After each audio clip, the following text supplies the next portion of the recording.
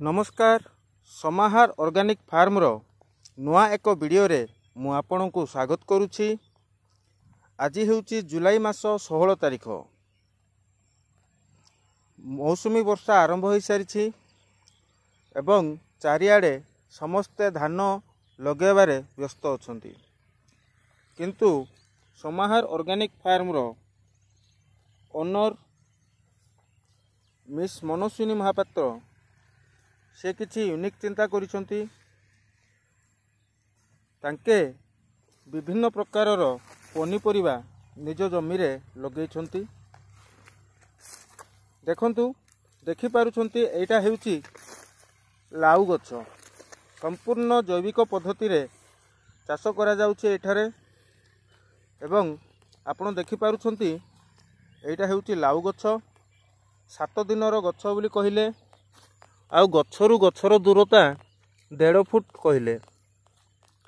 ठीक 1.5 foot gap रे गोटे गोटे जगार 2टी लेखा मंजी से देइथिले। को जगार गछ उठिची को जगार गछ उठिनी। देखुचंदी मझिरे मझिरे गेंडु फूल गछ गोटे गोटे मध्य लगेइछंती। गेंडु फूल गछ लगेबार कारण कोन पचारिबारु मैडम कहिले जे गेंडु फूल रे ता चेरोरे गोटे एमितिया रस बाहर जहाँद्वारा निमाटोड संबंधी रोग गछ को आसेनी। तेणुक से प्राय जमी रे सबुआड़े गोटे दुईटा गेंडु फूल गछ लगे था। देखिले केते सुंदर भाव में मल्चिंग बिछे मनस्विनी मैडम लगे लाउ गछ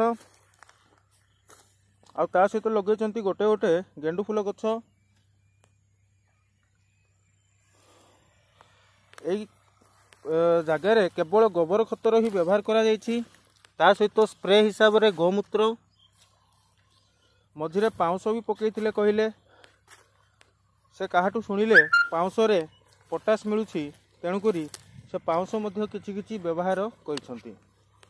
एमिति ही अनेक नुआ नुआ वीडियो ऑर्गेनिक फार्मिंग संबंध रे पाइबा पई आपण आम वीडियोटी को लाइक करंतु, चैनल टी को सब्सक्राइब करंतु एवं गोटे रिक्वेस्ट निज बाड़ी बगीचा रे गोटे गोटे गछ लगांतु एवं फ्रेश ऑर्गेनिक खाद्य निजे खांतु, निज परिवार जनों को खाइबा को दियंतु।